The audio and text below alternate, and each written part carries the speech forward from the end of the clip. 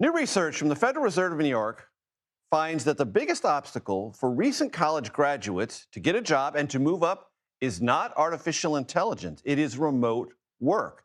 Among the findings, the unemployment rate for younger college graduates from 2022 to 2025 was 3.7%, up 20% from before the pandemic. But older college grads were more likely to not only be employed, but stay employed. This report writes as follows.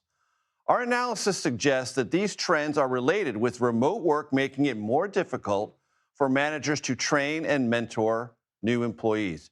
New York Times investigative reporter Jodi Kantor joins me now to discuss all this. She is the author of the book we've talked about here before, How to Start Discovering Your Life's Work. Jodi, when we last talked, we were trying to figure out what the dimensions of either potential or harm were for college graduates as related to artificial intelligence. And this data from a very credible source suggests, wait a minute, let's look at something else. Remote work, evaluate.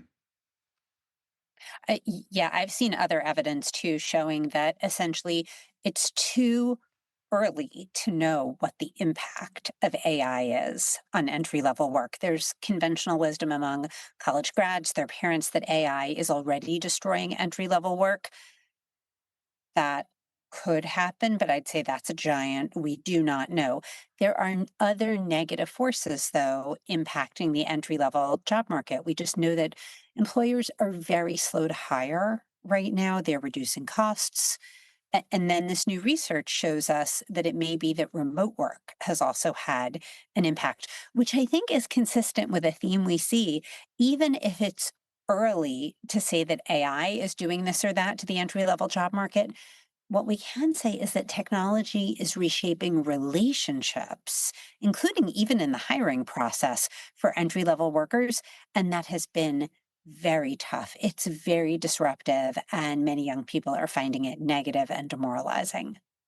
And Jodi, I want to read to you from this study also, because it talks about the Yeah. nexus between proximity to work colleagues and either advancement or even getting hired in the first place. Let me read. It's a long quote. Bear with me.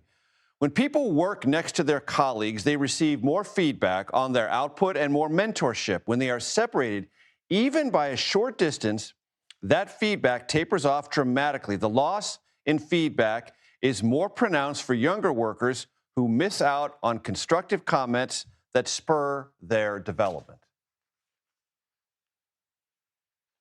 I mean, this is something, the research is really interesting, but this is also something intuitively that workers have known for years.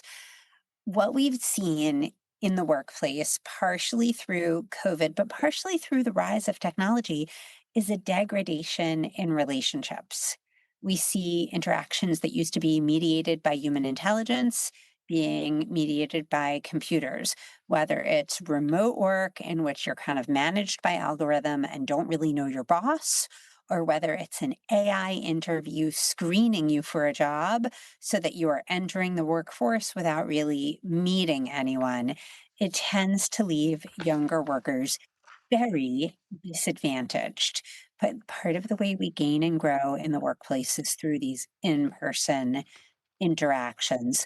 So, like this is a very personal debate. It's a very heated debate. So I wouldn't say no remote work ever, but I would say is if you're going to take a remote work job, how are you going to be sure that you're going to have real relationships and real learning?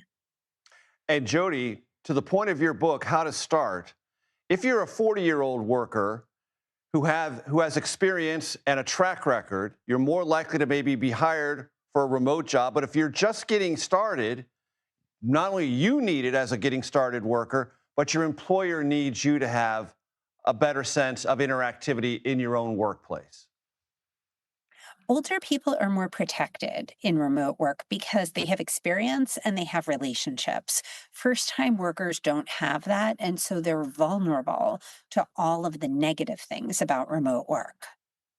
Jodi I Kantor. would say, Yeah, go ahead, real yeah, quick. no, I just, if there are graduates out there who are lucky enough to be choosing a first job right now, what I would say is choose stimulation and choose relationships and work for the best people you can, because those first jobs are about learning, and you probably will learn a lot more in person. Not always about the best pay, but the best situation. Jodi Kantor, great stuff as always. I appreciate it very much.